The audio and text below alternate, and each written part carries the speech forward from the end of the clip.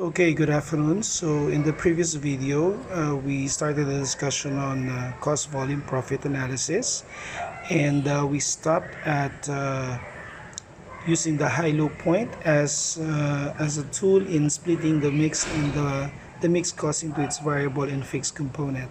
So we'll go further in the discussion, and this time we will be discussing about the break-even analysis.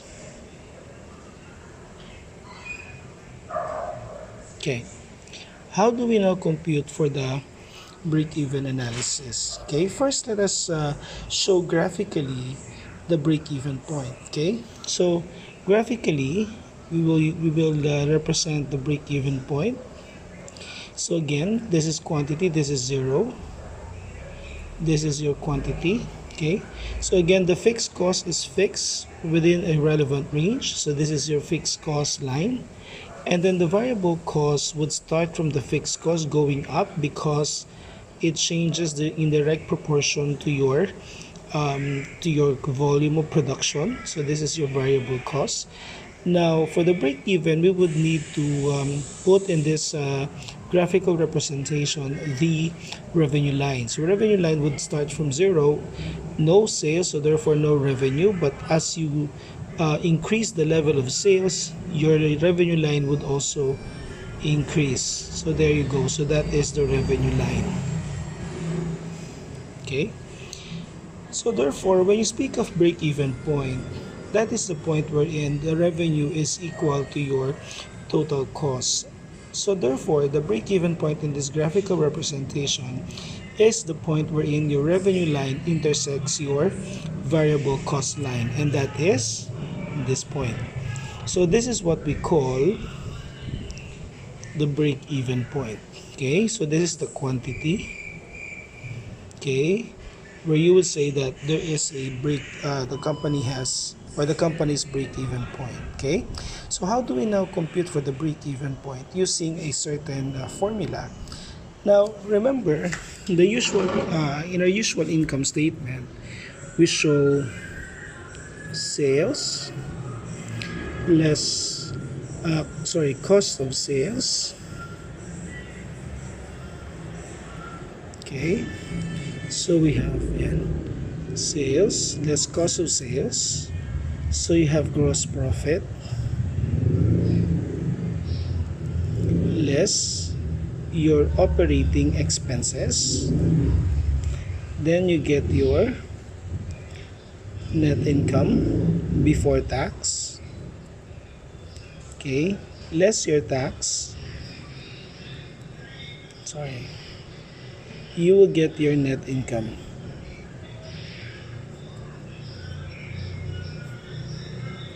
Okay, so this is the usual income statement, no? However, for CVP analysis or break-even analysis, we will have to convert this into another form of income statement, okay, so that it will be useful in our analysis. Okay, and this is what we call the contribution margin income statement. Okay, so here we will show the cost of sales and the OPEX as variable, either variable or fixed costs. Okay, so again, we will start with the sales less your variable cost. Okay, so sales less variable cost, this is your contribution margin. Okay, less the fixed cost, this is now your net income. So as you can see, this is essentially the same as this one. The only difference is that instead of saying cost of sales and operating expenses, we identified this the variable cost and the fixed cost and presented them as fixed cost and variable cost in this contribution margin income statement. Okay, so remember that in break-even, income is zero. Okay, so income is zero, so your sales is just equal to the variable cost and your fixed cost. Now let us have an example. Okay, assuming that a company produces a certain product with a selling price of say 100 pesos. Okay, 100 pesos selling price. And the variable cost of producing the product, say for example, is 40 pesos per unit. Okay. And then the fixed cost, say, is 120,000. Okay. So we have this information. Now, what is the formula for the break-even point? Okay, for the break-even point, in terms of peso amount, that would be your fixed cost, this one, divided by the contribution margin percentage.